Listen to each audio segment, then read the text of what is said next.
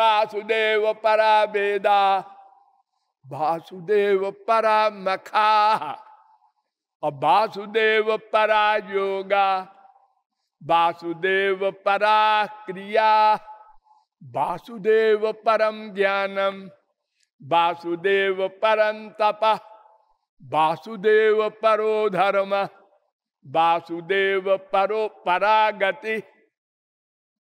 1:2:28 1:2:29 शौनकादिक परमहंसों के प्रश्न पर उत्तर दिया था सूत जी ने कि जितने शास्त्र वेद हैं, इनके जितने कर्म हैं, जितने योग हैं, जितने क्रियाएं हैं, जितने तप हैं, जितने ज्ञान हैं, जितनी भक्ति है, सब भगवान संबंधी होनी चाहिए, तब सही है।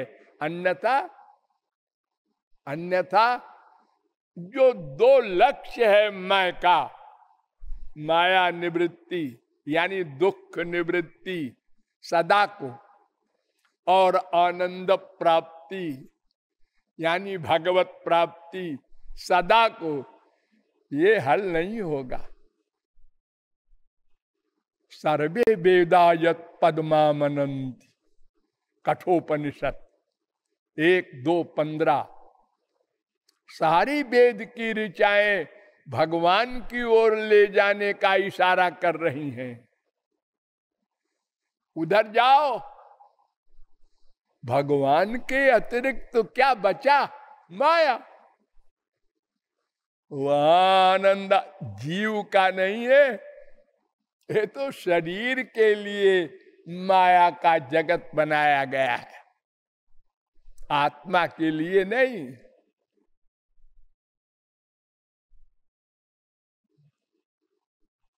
ये मुंह बनाया गया है खाना खाने के लिए।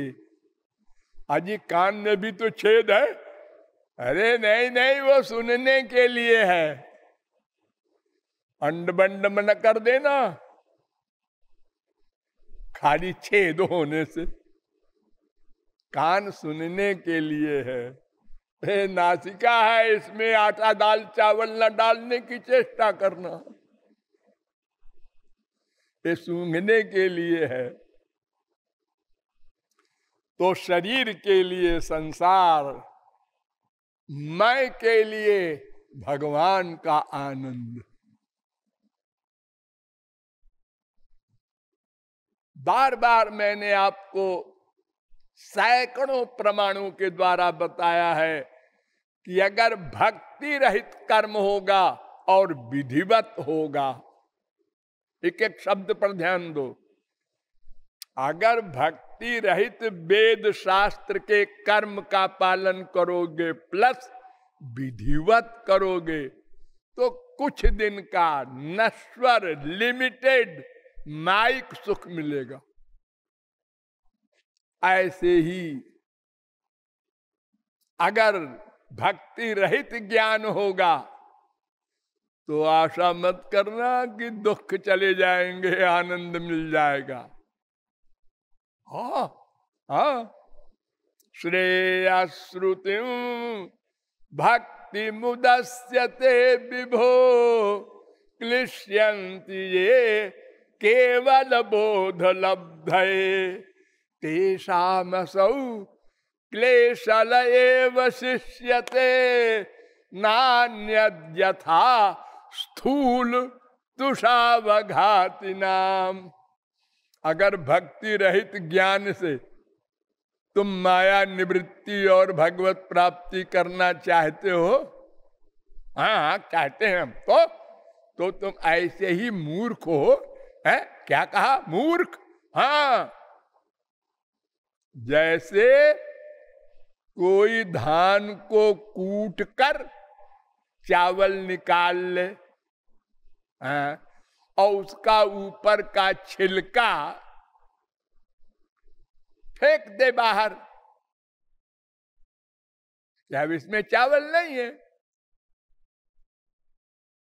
उधर से आया ज्ञानी, उसने कहा किस बेवकूफ ने छिलके को फेंका है? अरे इसी से तो चावल निकला है, मैं फिर निकालूंगा चावल। वो बटोर के ले आया और कूटने लगा, वो छिलके का आटा बन गया लेकिन चावल नहीं निकला। ऐसे ही ज्ञानी अगर श्री कृष्ण की भक्ति के बिना अपने बल से चाहता है माया को समाप्त कर दें, वो घोर मूर्ख है, साधारण मूर्ख नहीं।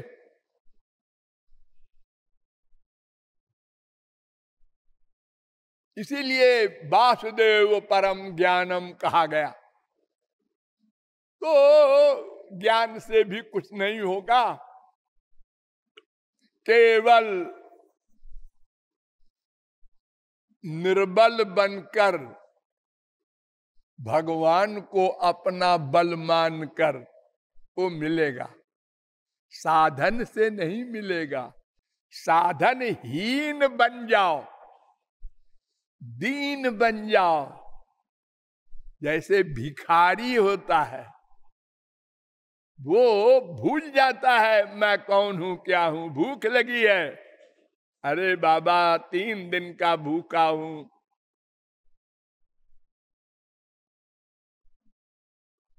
पहले बड़ा पंडित था, अब 3 दिन का भूखा है तो रोटी दे दिया किसी ने, खा लिया, फिर पूछा आप कौन जाती है? उसने कहा भंगी। अरे राम राम राम राम, मैंने भंगी का रोटी खा ली। तो पहले पूछते ना, अरे इतना भूखा था कि पूछने की फुर्सत नहीं थी। हा? तो भक्ति के बिना न कर्म हमारे काम का है न ज्ञान। एक और है योग महाराज, जरा उनके बारे में भी समझ लो। योग कहते हैं उसको।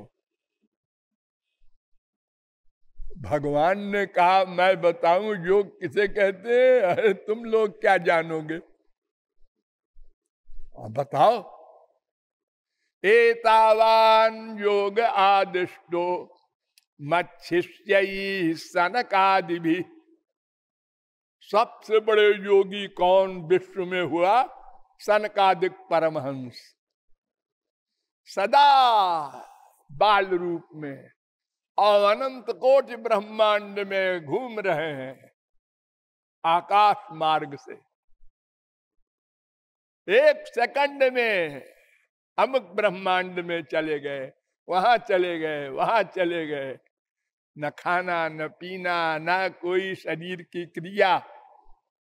ऐसे योगी, उन्होंने बताया है योग की परिभाषा। सर्वतो मन आकृष्य मय्यध्यावेश्यते यथा। सारे संसार से मन को हटाकर भगवान में योग कर दो, युक्त कर दो, उसका नाम योग। संयोगो योग इत्युक्तो जीवात्म परमात्मनो। जीवात्मा परमात्मा का मिलन, ये योग है। और जो ये फिजिकल योग है, यम नियम आसन प्राणायाम प्रत्याहार ध्यान धारणा समाधि, ये 8 अंग होते हैं। इसमें पहले पहल है यम नियम। यम नियम में क्या करना होता है? मन को वश में करो। भगवान की भक्ति करके मन को वश में करो, तब उसके बाद आया आसन, फिर प्राणायाम।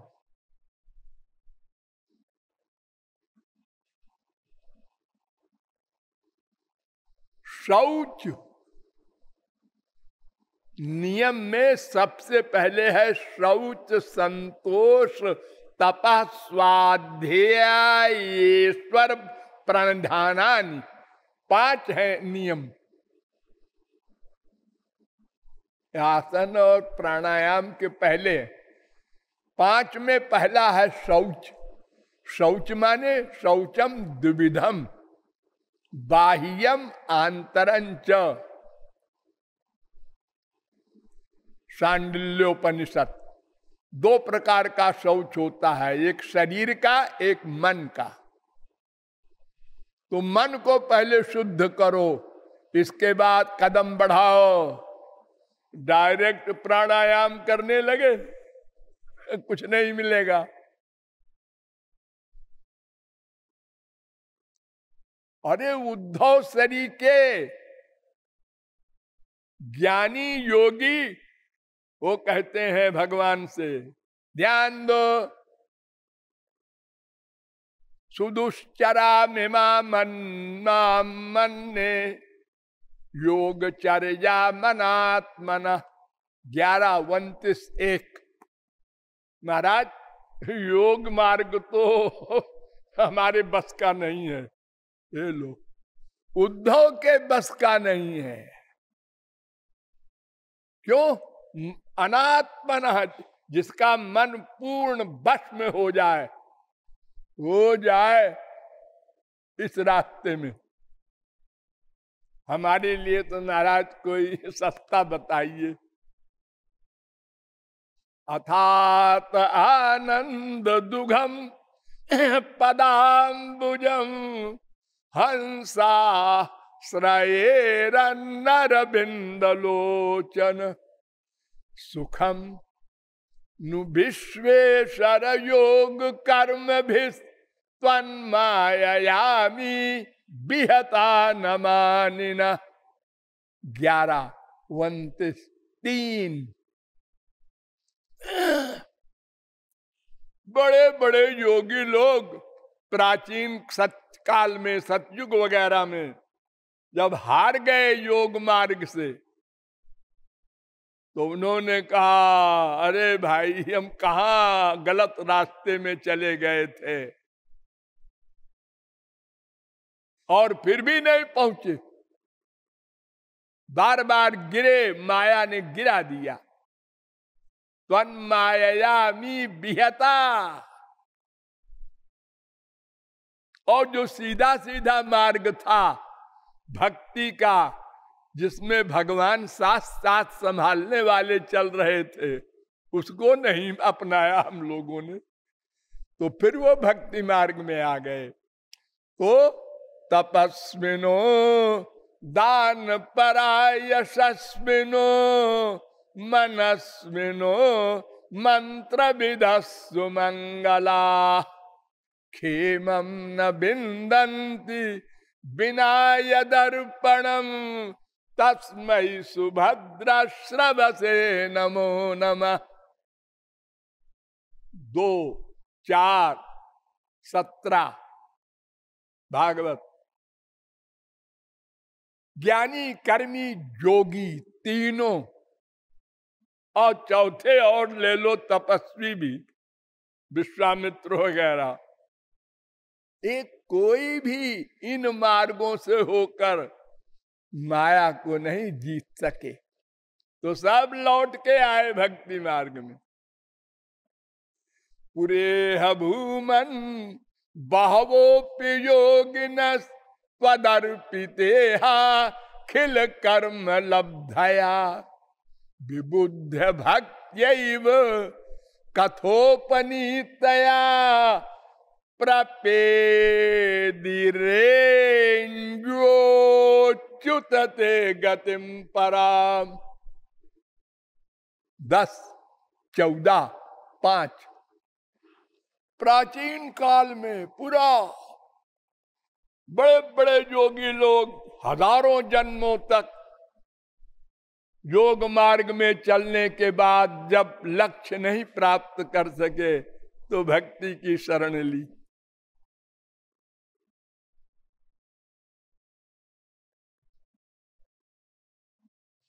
एतन्निर्विद्यमानानाम इच्छतामकुतो भयम योगिनाम नृपनिर्णीतम हरेर्नामानुकीर्तनम 2:1-11 भागवत। चाहे कर्मी हो, चाहे योगी हो, चाहे ज्ञानी हो, एकमात्र भक्ति से ही माया जाएगी और दिव्यानंद मिलेगा। और चीजें मिल जाएंगी, कोई गलत चीज नहीं है वो सब भी। हमको स्वर्ग चाहिए जी, तुम्हारा भगवान भगवान नहीं चाहिए, ठीक है जाइए कर्म मार्ग में। हमको सिद्धि चाहिए जी, हाँ जाओ जाओ योग मार्ग में, गिरो पड़ो भोगो। अगर सफल हो गए तो सिद्धि मिल जाएगी, लेकिन वो माया से उत्तीर्ण नहीं हो सकते।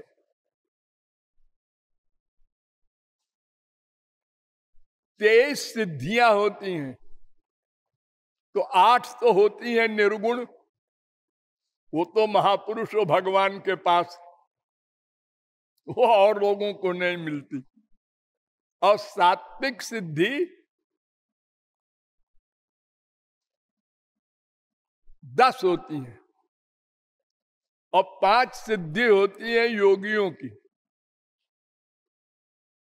ये शरीर को बड़ा कर दें, शरीर को मच्छर के बराबर कर दें, शरीर को इतना भारी कर दें कोई उठा न सके, इतना हल्का कर दें कि फूंक दो तो उड़ जाए। तो ये सब मिल जाएंगी 13 सिद्धियां, 15 सिद्धियां, लेकिन 8 नहीं मिलेंगी। वो जो निर्गुण है वो भगवान के पास है और महापुरुषों के पास है। तो योग या कोई भी कर्म फल देता है, वो व्यर्थ में नहीं लिखा है। अगर किसी को वो परमानंद नहीं चाहिए, बीच की चीज चाहिए। अरे देखो, इतना बड़ा तप किया हिरण्यकशिपु ने, एक अंगूठे पर खड़े होकर, लेकिन क्या मांगा? हमको ऐसी पावर मिले कि मैं विष्णु को मार डालूं। इसके पीछे इतनी मेहनत भगवत प्राप्ति नहीं मांगा गधे ने। हाँ, तो ऐसे ही है। कोई मूर्ख कहता है हमको तो शराब चाहिए जी, रसगुल्ला नहीं चाहिए। वो शराबी है, उसको शराब में ही आनंद है। पाखाने के कीड़े को पाखाने में ही आनंद है, वो कहता है हमको नहीं चाहिए गुलाब का फूल। तो ऐसे ही कोई स्वर्ग ही चाहे कर्म करो, सिद्धि चाहे योग में जाओ, सबके लिए मार्ग है बने। लेकिन अगर नित्य दुख निवृत्ति, नित्य परमानंद प्राप्ति चाहते हो तो फिर केवल भक्ति मार्ग है उसके लिए। भक्त्या हमें कया ग्राह्या, एकया भागवत। मेरे पास एक फोन आया है कि आप गीता कम सुनाते हैं, भागवत पर ज्यादा पक्षपात है। अरे भाई, पक्षपात नहीं है, मैं तो सब ग्रंथों को आपके सामने रखता हूं। अच्छा, मैं कल अधिक गीता सुनाऊंगा, आप लोग सुनने को तैयार रहें। बोलिए लाडली लाल की।